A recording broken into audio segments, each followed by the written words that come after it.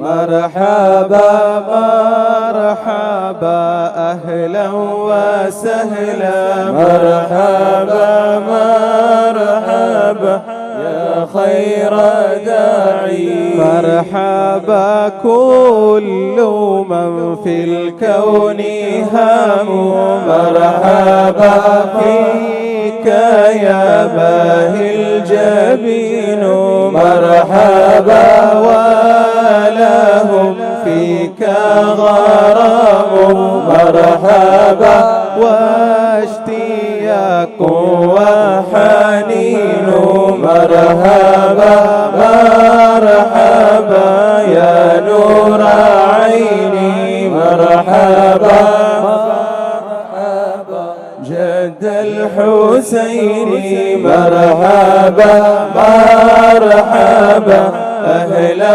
وسهلا مرحبا مرحبا يا خير داعي في معانيك الأنام مرحبا قد تبدت حيرنا مرحبا أنت للرسل ختام مرحبا أنت للمولى شكور مرحبا مرحبا يا نور عيني مرحبا مرحبا جد الحسين والحسن مرحبا أهلا وسهلا مرحبا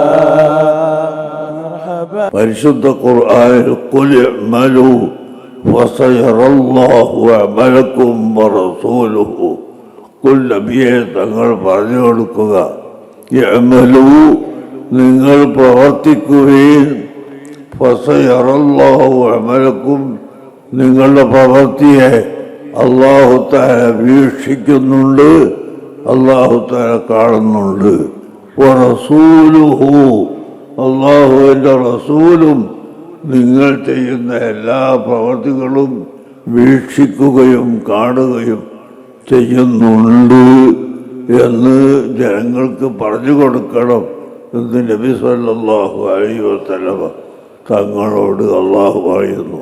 സുബ്ഹാനക ലാ ഇൽമ ലനാ ഇല്ലാ മാ അല്ലംതനാ വലാ മഅരിഫത ഇല്ലാ മാ അൽഹംതനാ إنك أنت العليم الحكيم اللهم اجعل جمعنا هذا جمعا مرحوما وتفرقنا من بعده تفرقا معصوما اللهم أعز الإسلام والمسلمين وأذل الشرك والمشركين ولا تسلط علينا بذنوبنا من لا يرحمنا اللهم إنك تعلم حوائجنا وحوائج من أوصانا بالدعاء فاقضها يا قاضي الحاجات وإنك تعلم أمراضنا وأمراض مرضانا فاشفها يا شافي الأمراض. سيدنا محمد وعلى آل سيدنا كما باركت على سيدنا إبراهيم وعلى آل سيدنا إبراهيم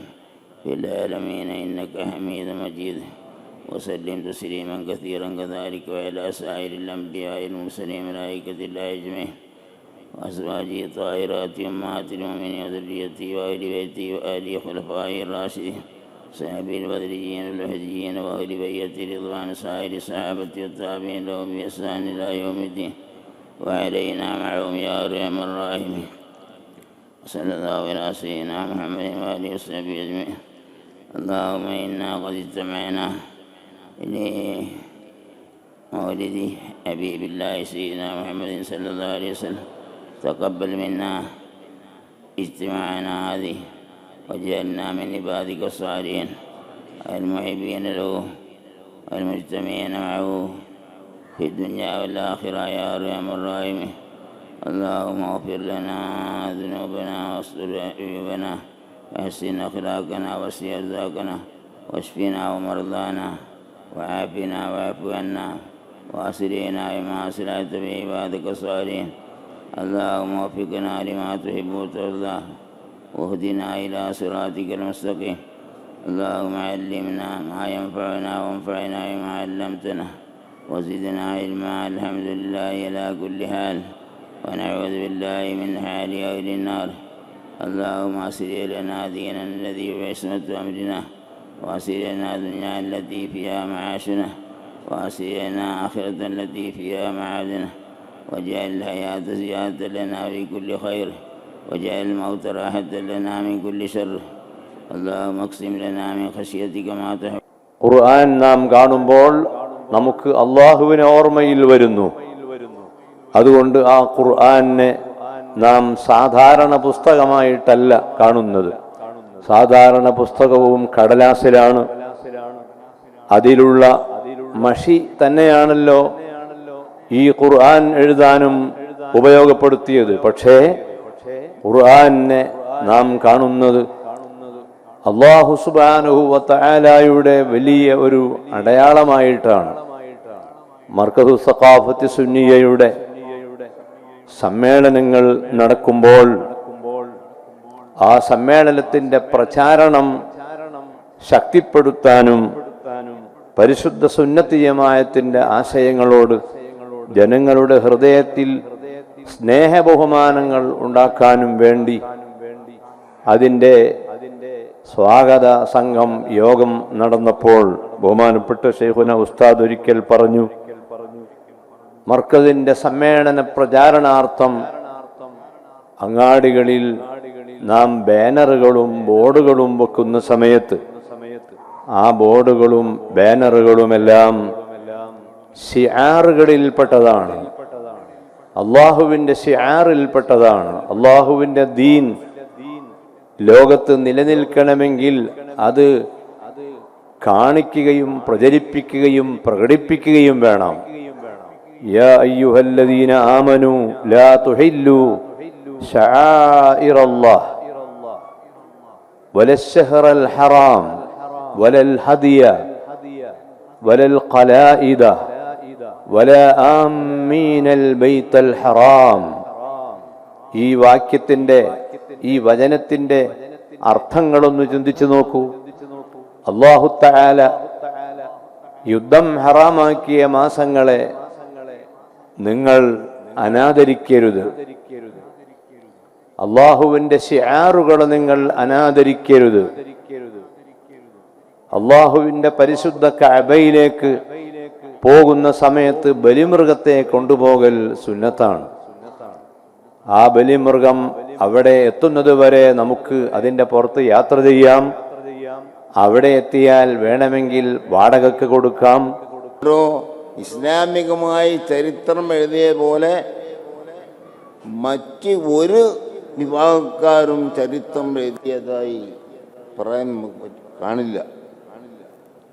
അത്രമാത്രം വാല്യക്കണക്കിന് ഗ്രന്ഥങ്ങളാണ്.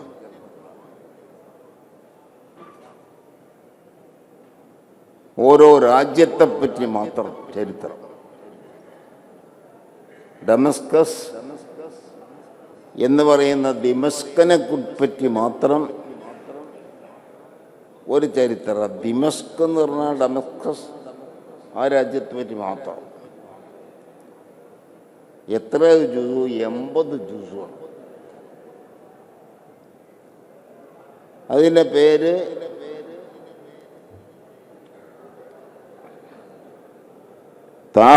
താരീഖു ദിമസ്കൽ കബീർ. ദിമസ്കന്റെ വലിയ ചരിത്രം. 42 ജിൽദ്, 84 ജുസു. ഓരോ ജിൽദിലും ഈ 2 ജുസുക്കളാണ്. അത് ഒരു കിതാബ്. ഇങ്ങനെ ഓരോ രാജ്യങ്ങളെ പറ്റി, ബഗ്ദാദിനെ പറ്റി മാത്രം. ഇറാഖ് എന്ന വലിയ രാഷ്ട്രം, ആ രാഷ്ട്രത്തിലെ ഒരു പട്ടണമാണ് ബഗ്ദാദ്. ഇന്ന് ഇറാഖിൻ്റെ തലസ്ഥാനമാണ് ബഗ്ദാദ്. ആ ബഗ്ദാദിൻ്റെ മാത്രം ചരിത്രം താരീഖു ബഗ്ദാദ് 14,500 മഹത്വമുള്ള ചരിത്രം അതിലുണ്ട്. പക്ഷേ ബഗ്ദാദിൽ തന്നെയാണ് ബഹുമാനപ്പെട്ട റസൂലുള്ളാഹി, അവരെ ചരിത്രമില്ല. റിഫായ് ഷെയ്ഖിൻ്റെ ചരിത്രം മൂപ്പരും ബഗ്ദാദുകാരനാണ്, അതുമില്ല.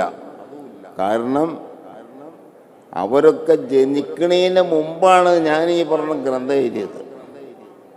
ഇത് എഴുതിയ ആള് വലിയ അൽ ഹാഫിദുൽ കബീർ അബ്ദുറഹ്മാൻ അൽ ഖത്തീബ് അൽ ബഗ്ദാദി, മൂപ്പര് എഴുതിയ കിതാബാണ്.